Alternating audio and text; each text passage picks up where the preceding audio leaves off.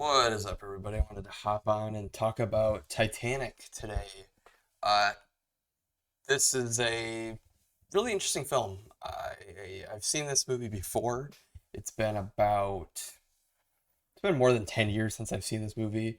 Uh, and I just want to come on here, talk about my experience watching it and overall my history with this film and why I feel like this should be talked about more because it deserves a lot of respect for what it did for film, and I wanted to talk about it. So I saw this movie more than 10 years ago. When I was younger, I was obsessed with Titanic, specifically the real life event and everything that came with it, the sinking, then the rediscovery of the shipwreck years later, and then that led to me eventually watching this movie. And when I was younger, I don't I think I enjoyed it. I don't really have like a and it wasn't like blown away or anything. I was like, this is just a good movie. But now coming back to this, I'm just impressed fully. I'm impressed how James Cameron can do it because this film is really special.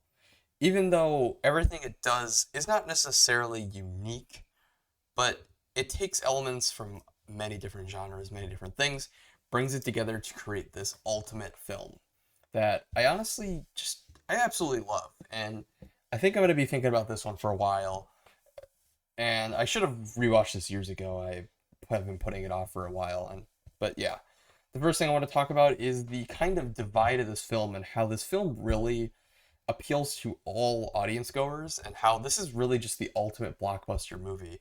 I completely understand why this movie is one of the highest grossing movies of all time, or was the highest grossing movie of all time, until James Cameron does it again with Avatar, which I have a video on this channel that's a bit older that's about Avatar, but I still love Avatar quite a lot.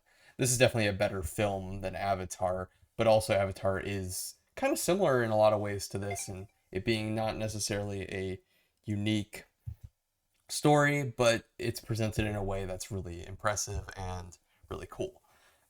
This film is a romance drama that's about class issues and then also finding yourself.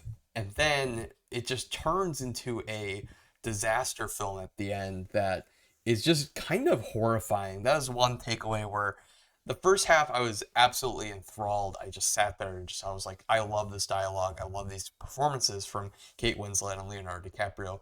Both excellent performances that I was just glued to the screen watching them. And then watching this romance and these characters reach the point of the ship is now sinking, and that second half is just brutally just it's just it's just terrifying to watch. Everything is tense, even knowing eventually what happens to these characters and what obviously will happen to the ship. Just watching it all go down is just utter terrifying. It's just a terrifying viewing experience. I think through and through, it's just so good. I wanted to address one thing with the big one of the other things in this film is the, I guess, present day slash 1997 scenes with older Rose and the shipwreck stuff. And honestly, all that stuff is really interesting to me. I think the shipwreck of the Titanic, so viewing footage of it has always just rubbed me in this like kind of just disturbing way. I don't know what it is. Something about seeing like something like on this banner image here on Letterbox of like you have this ship and like there's images of the ship and there's drawings of the ship.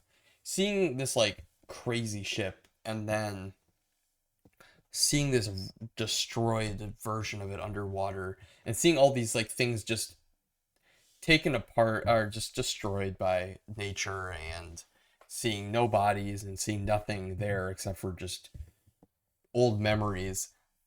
It really is.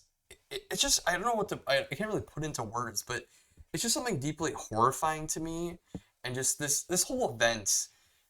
I've really over the years I've just been like, this has been a horror. This is a horrifying event, and seeing the underwater footage of rediscovering the shipwreck and just seeing visually like just the horrifying nature of this ship's destruction. And this film really does a good job at presenting that. I feel like disaster films don't really do a good job at showing how horrifying it is a lot of time it's like empty bodies. But this ending of this movie, you see it all. You see people drowning, you see people literally falling to their death, you see people freezing to death in the water. You just see all of it, and it's just horrifying, man. And I just can't. I just keep thinking about it. James Cameron's direction here is excellent. I think James Cameron is just one of the most interesting directors working. I kind of respect his now just, yeah, fuck it, I'm just doing Avatar for basically the rest of his life. As much as I'm not a huge fan of the second Avatar film, I do think that first Avatar film is similar to this in a way of just being an impressive film that just works really well.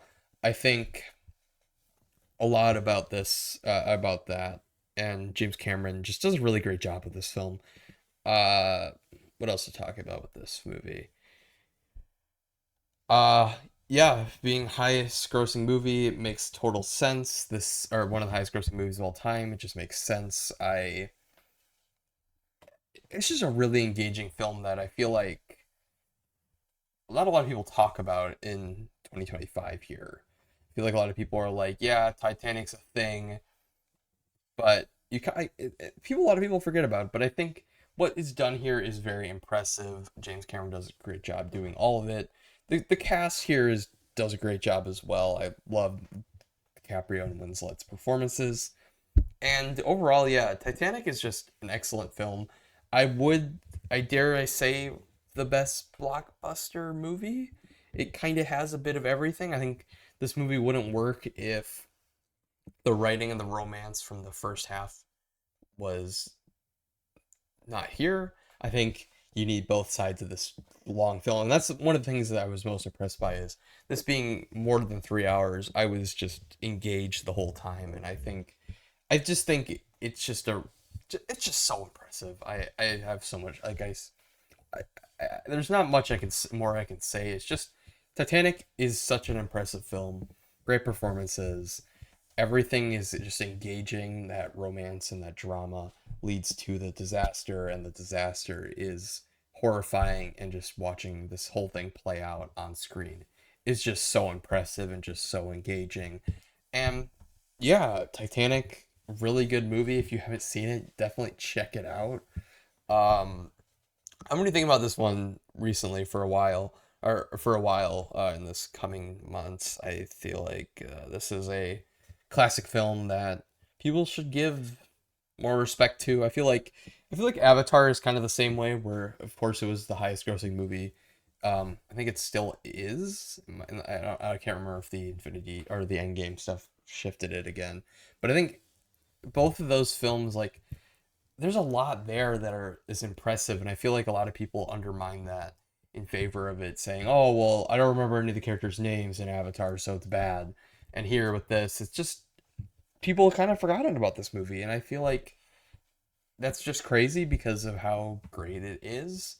I definitely want to check this out in a theater. I feel like I really enjoyed the scale of this movie, and I kind of want to see it on a big screen. I specifically want to see it in like 3D because I was reading about the 3D version of it that James Cameron did like 10 years ago or something like that, more than that. That I'm really interested to see how this is on the big screen. But yeah, Titanic, pretty cool. Check it out.